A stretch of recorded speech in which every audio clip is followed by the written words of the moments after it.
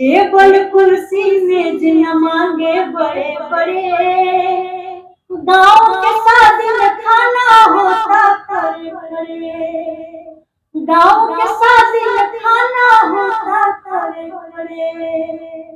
पुरखा पुरनिया के रीत बदलल पड़े पड़े। पुरखा पुरनिया के रीत बदलल पड़े पड़े। गाँव के शादी में खाना होता खड़े खड़े। गाँव के शादी में खाना होता खड़े खड़े। टेबल कुर्सी मेज न मांगे बड़े बड़े, गाँव के शादी में खाना होता खड़े खड़े। गाँव के शादी में खाना होता खड़े खड़े। बफर व्यवस्था नाम दियाई, रीति रिवाज सब लोग भुलाई। रीति रिवाज सब लोग भुलाई। हाथे हाथे लेके पतरौली, घूमे सभे देखो घुराई।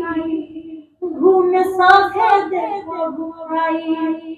बफर व्यवस्था नाम दियाई, रीति रिवाज सब लोग भुलाई। रीति रिवाज सब लोग भुलाई। हाथे हाथे लेके पतरौली, घूमे सभे देखो घुराई। घूमे सभे देखो घुराई।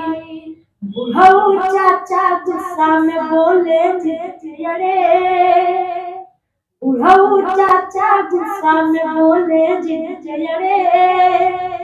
गाँव के शादी में खाना होता खड़े खड़े।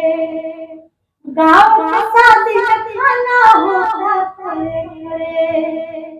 पुरखा पुरनिया के रीत बदलल पड़े पड़े।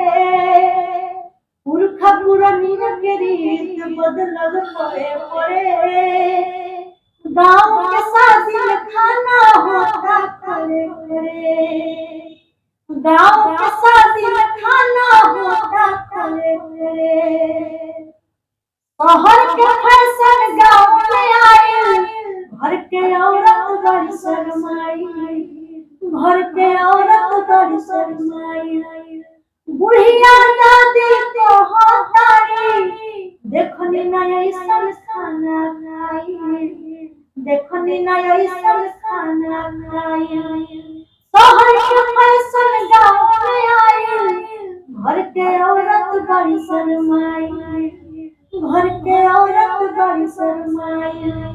बुढ़िया दादी को होतारी, देखनी ना ऐसन खाना खाई।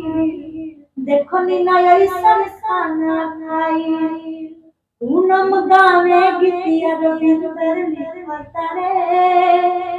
पूनम गावे गीतिया रविंदर लिखता रे। गाँव के शादी में खाना होता खड़े खड़े।